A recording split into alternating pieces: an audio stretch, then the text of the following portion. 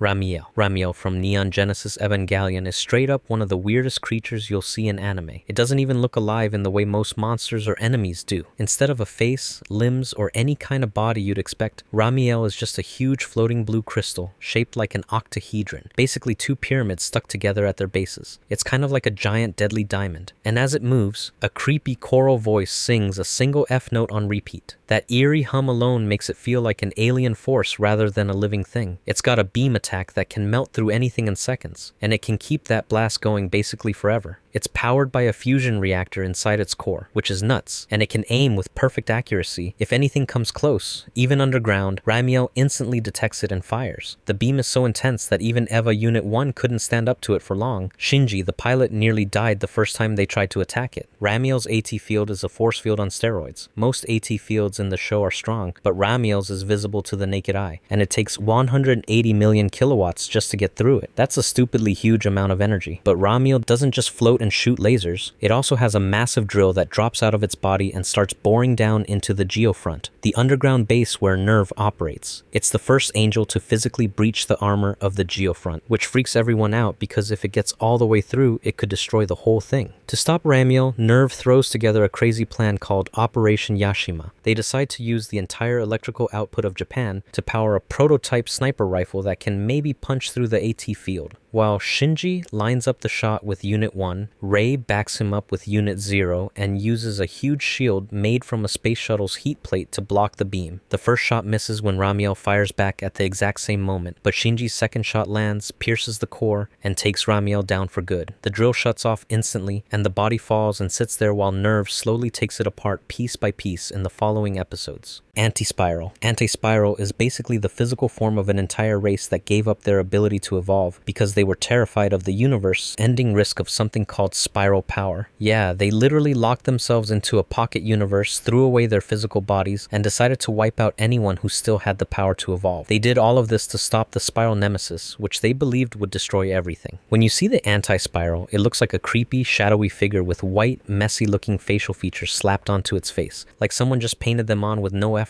But don't let the weird design fool you. This thing can warp reality, bend time, and mess with the multiverse like it's nothing. One of its scariest powers is the multiverse labyrinth, where it traps people inside endless versions of reality to break their minds. It even messes with probability, meaning it can change the chances of something happening, so it always works out in its favor. For example, even if you hit it with a galaxy-sized mech, it can just say, nope, you had a 0% chance of winning, and stay totally unharmed. The Antispiral also has this massive mech called Gran Zeboma. It looks like something out of a nightmare, with disconnected body parts, flaming purple energy, and giant arms that can grab entire galaxies. No joke. In one of its attacks, it throws galaxies and creates something called the Infinity Big Bang Storm, which is basically a punch made of the energy of two galaxies fused together. And even with all that power, it's not just brute force. The Antispiral is a genius-level strategist. It creates weapons, soldiers, and systems that can wipe out entire populations just when the Earth hits a certain number of humans. What's even crazier is that it can copy moves too. In the movie version, it straight up steals the hero's signature finishing attack and throws it back at them. Plus, it has backup, like its own army of nightmare fuel soldiers and giant creatures called Ashtanga that are bigger than Earth and can attack through time. It even planted anti-spiral DNA into Nia, one of the main characters. So when Earth's population hit 1 million, she'd activate like a doomsday weapon. It's a villain driven by fear, not greed, and it believes it's the only one strong enough to carry that burden. In the end, it loses to Team Daiguren, not because they were stronger right away, but because their will to move forward and believe in each other was something the Anti-Spiral could never understand. Forest Spirit. The Forest Spirit from Princess Mononoke goes by a few names, like Shishigami, which means deer god, during the day, and at night it transforms into a massive and ghostly being called the Night Walker, or Dai Darabochi. It is a god of both life and death, which is a wild combination. Its daytime form looks like a deer with tree branch antlers and a human-looking face that's honestly a little unsettling. At night, it turns into a huge translucent giant that silently walks across the forest, collecting souls and giving off both peaceful and terrifying vibes. The Forest Spirit heals the main character, Ashitaka, from a bullet wound, but doesn't get rid of his curse for some reason. That might be on purpose or not, nobody really knows. It also mercy kills two major animal gods, Okoto and Moro, when they're suffering too much. The weirdest part happens when Lady Eboshi shoots the spirit while it's changing into the Night Walker. That triggers chaos. Without its head, the Night Walker becomes insanely dangerous and everything it touches dies instantly. Trees, animals, people, everything just withers away. It doesn't stop until Ashitaka and San return its head, which brings back life to the forest. Forest Spirit can bring life to plants plants instantly, cure disease, walk on water, and end life with a touch or even a breath. People believe that its blood can heal anything, and its presence alone improves people's health. There's a legend in the movie that eating its head could make someone immortal, and that's actually why the emperor wants it dead. What's also interesting is that it's based on real Japanese myths. Its deer form comes from Buddhist art, and its Nightwalker form is inspired by a giant from Japanese folklore called Daidarabochi, which is said to be powerful enough to shape landscapes. Dreaper. The Dreaper is from the Digimon Tamers anime. It's not even a Digimon. It started out as a program made by the US Department of Defense way back in the 70s to clean up computer viruses like the real-life creeper worm. But in the digital world, it went rogue. Its main job? Erase everything once the digital population gets too big. Basically, if there are too many Digimon, the Dreaper wakes up and starts deleting everything to fix the system, even though the system's grown way beyond what the Dreaper was originally programmed to handle. At first, it was just sitting dormant under the digital world, but during Digimon Tamers, it was reactivated and started causing chaos in both the digital world and the real one. It looks like a huge red, gooey mess that eats anything it touches. It spreads across Shinjuku and Tokyo and becomes this nightmare fuel monster that no regular weapon can stop. Missiles? Useless. Digimon? Barely able to hold their own, unless they're at mega level or can biomerge with their human partners. Even then, they're constantly being pushed to their limits. Dreaper is smart. It doesn't just attack, it studies humans and learns how to mess with them. It even kidnaps a girl named Jerry and replaces her with a fake version, ADR-1, also known as the Jerry type. This agent looks like Jerry, talks like her, but is totally cold and mechanical. It tries to mess with people emotionally, especially Takato, by throwing Jerry's worst memories in his face. Its true form is straight up nightmare fuel, distorted, cable covered, and always grinning with that oversized mouth. The Dreaper creates a whole lineup of agents or ADR units. They're not individuals, they're more like limbs of the Dreaper's mind. There's ADR-2 Searcher, which looks like a tiny robot bird and just spies on everything. Then there's ADR-3, Pendulum Feet, the first real attacker. It's a floating, creepy wraith thing with swinging blade arms made for aerial combat. Each agent has a job. Some spy, some fight, some defend. They're all tethered to the Dreaper zone with red cords. Cut those cords and the agents weaken or just fall apart entirely. Dreaper's final form, the Mother Dreaper, is the most terrifying. It absorbs all its agents to level up into this massive world-ending entity. At one point, it even starts launching a global assault on Earth's digital systems and is basically trying to wipe out humanity and Digimon alike because it thinks both are too destructive to be allowed to live. It gets even more intense when the Tamers try to fight it from the inside using a special red card that lets their Digimon stay in their strongest forms. They go all in to save Jerry from the core of the Dreaper, called the Kernel Sphere. In the final battle, Mega Gargomon manages to reverse the Dreaper's wormhole and drags it back into the digital world, where it devolves into a harmless program again. Barely. Life fibers. Life fibers from Kill la Kill aren't just bizarre, they're full-on alien parasites that literally are your clothes. Yeah, every piece of clothing in that show has roots in these living, spaceborne fibers. And they're not just passive materials either, they're alive, think for themselves, and can completely take over people. Life fibers came to Earth from deep space, maybe even outside the galaxy. The first one, called the original life fiber, crash-landed on Earth thousands of years ago. After that, these things started latching onto early humans. They realized that instead of living inside a host, because that would kill them too fast, they'd get better results by wrapping around humans and connecting to their nervous systems. That whole instinct humans have to wear clothes? That's because of life fibers messing with human evolution. Without them, maybe humans would have never developed our brains the way we did. But it gets even more wild. These things can evolve super fast, regenerate if cut, and even mess with DNA. Most people can't control clothing made from too many life fibers. It'll straight up turn them into raging, muscle-bound monsters. Only special characters like Ryuko, Satsuki, and Ragyo can handle full life fiber outfits, called kamuis. And Ryuko, she can talk to her outfit because it was made using her own DNA. Now, life fibers aren't just hiding in t-shirts. They're behind a whole clothing company called Revox, which controls nearly all clothing on Earth. That's part of the plan, to take over humanity by getting us to wear them. When enough people are wearing life fiber-infused clothes, the fibers start sucking out human energy and forming a massive cocoon around the planet to spawn new seeds and destroy the planet in the process. It's like a space-borne virus that spreads from world to world using fashion as bait. There's also the Banshee, which is like the heart thread of every life fiber outfit. Cut the Banshee and the outfit dies. But it's not easy. It's hidden deep and heavily protected. Some suits, like Ryuko's Senketsu, even have multiple Banshee. Then we have covers. They're life fiber creatures shaped like business suits, and they're everywhere. Some are flat suits controlled by the original life fiber, while others absorb human energy and become autonomous. The most dangerous ones, combat-enhanced covers, actually suck people inside them to power up. You can see the person's face in their chest. It's creepy. If the person inside is freed, the cover dies. Humans can be fused with life fibers. Ryuko is one example. Her mom mom experimented on her as a baby and turned her into a human life fiber hybrid. That's why she can survive injuries that would kill anyone else. Her mom, Ragyo, is another. She's got scars on her back where the fibers were stitched in. Then there's Nui Harime, who isn't even born naturally. She was created using the original life fiber as a womb. She looks like a normal human, but might be made of 100% life fibers. Life fibers were used to clone Satsuki and the Elite Four during an invasion of Honoji Academy. They're alien parasites that helped evolve humanity, took over our clothing, and are plotting to destroy the planet, all while looking like stylish school uniforms. The Gauna. Gauna from Knights of Sidonia aren't just your regular space monsters. They're like a sci-fi nightmare that never ends. First off, no one really knows where they came from. They're alien life forms that have no culture, no language, and no way to communicate. They just show up, attack, and wipe out anything human. In fact, over 1,000 years before the events of the show, the Gauna showed up and destroyed Earth. Humanity barely survived by sending out a bunch of seed ships into space, with Sidonia being one of the last ships carrying human life. Since then, Gauna have been the constant threat haunting Sidonia's journey through space. What makes Gauna so freaky is their body. It's made up of two parts, the placenta and the true body. The placenta is basically a shape-shifting material that can turn into anything. Tentacles, weapons, fake humans, even full-blown sci-fi machinery. It's not just for looks either. It functions like a body part, engine, or weapon depending on what the Gauna needs. But all of that is just a shell. The real deal is the true body, this tough little core that you have to destroy to kill a Gauna for good. And it's not easy. The only way to take them out is to blast through the placenta with a powerful particle beam and then pierce the true body with a special weapon called a kabizashi. If you don't hit that core, the Gauna just keeps coming back. Over time, humanity figured out how to fight back using giant mechs called guards, armed with kabizashi spears. But even then, the battles were brutal. Some Gauna get so strong they layer placenta and husk material to resist even the best weapons. And when they go full monster mode, they can get massive, way bigger than the human mechs. Gauna can mimic humans. After devouring people, they sometimes make creepy copies of them, down to their faces and voices. And then there's the Chimera, a blend of human and Gauna DNA. These are born when human eggs and sperm are mixed inside a Gauna-grown human body. Chimeras like Tsumugi and Kanata look part human, but they're super tough, don't need oxygen, and can survive in space like it's nothing. Mentally, they're kind of like kids, but physically they're powerful enough to wreck almost anything. Then you've got the mass union ships, giant blobs made up of trillions of Gauna. Some are so huge that they can hide themselves by looking like space gas clouds. One of them nearly wiped out Sidonia just by showing up. Inside these ships, the Gauna true bodies sometimes merge into one giant form, hinting at a deeper, possibly smarter force behind all the destruction. It's never made clear if there's some ultimate Gauna boss, but the way they move and fight in sync makes you wonder. God Warriors. The God Warrior from Nausicaa of the Valley of the Wind is a living bioweapon made to act like a god. These things were behind the apocalyptic event called the 7 Days of Fire, where they basically nuked the world with powerful energy beams and weapons fueled by atomic energy. And yeah, they don't just shoot lasers, those beams cause radiation poisoning. People in the story even call it poisonous light. These monsters could also twist space to fly and use energy weapons in close combat. So, not only are they walking nukes, they also bend space and have built-in swords made of energy. God Warriors look like giant skeleton-like monsters, part machine, part organic, and really unsettling. Some of them even had control seats and weapons inside them, hinting that they might have once been piloted or at least designed to be controlled. But in the timeline of the story, they've mostly broken down. Their skeletons are scattered around the world like ancient ruins left behind from a lost age. People thought they were extinct until one still functioning God Warrior was discovered in the Pehit pit. This one ended up becoming a huge part of the story, especially when Princess Kushana tried to use it as a weapon. But the warrior was unstable. It couldn't hold itself together and basically collapsed from the inside, dying from its own waste. Black Beast. Black Beast from BlazBlue is basically a walking apocalypse. It looks like a giant 8-headed snake covered in red eyes, with tentacles and a body that's this twisted mix of wires and blood vessels. It's made entirely out of a crazy, high amount of magic energy, and it's not really alive in a normal way. It's a weapon that doesn't follow any normal rules, doesn't care who you are, and will just destroy everything in its path. This thing can't be killed with regular weapons. The only way to damage it is with magic, or very specific weapons, made using magic formulas. Even then, it took a whole squad of elite warriors called the 6 Heroes, plus a special weapon powered by sacrificed souls, just to bring it down. And even then, it didn't stay dead for long. The Black Beast shows up in different timelines and worlds, sometimes even being created again through messed up experiments. The original one showed up in Japan in the year 2100, thanks to a failed smelting experiment. It spread magic all over the planet, completely wrecked Japan, and even when nukes were thrown at it, all they did was destroy the country, not the beast. Eventually, the hero Blood Edge managed to kill its heart, which forced the beast to go dormant for a year. But even while it was asleep, the leftover pieces of it, called remains, were still active and super dangerous. These remains are basically mini black beasts. They come in all shapes, like mist, blobs, or monsters with claws and snake heads. They get stronger the more magic they absorb, and even one of them can take down top-tier fighters. The beast comes from fusing a powerful weapon called a Murakumo unit with someone who owns a blue grimoire. When that happens, the grimoire becomes its body and the unit becomes its heart, and unless both of those parts are destroyed, the beast keeps going. Also, this thing can travel underground as a mist, regenerate from massive wounds, and even keep fighting after getting its head chopped off. One of the weirdest parts is that in one timeline, the main character, Ragna, actually becomes the Black Beast. That version is the one responsible for starting the Great Dark War. Thankfully, in another timeline, someone saves him before he turns into it.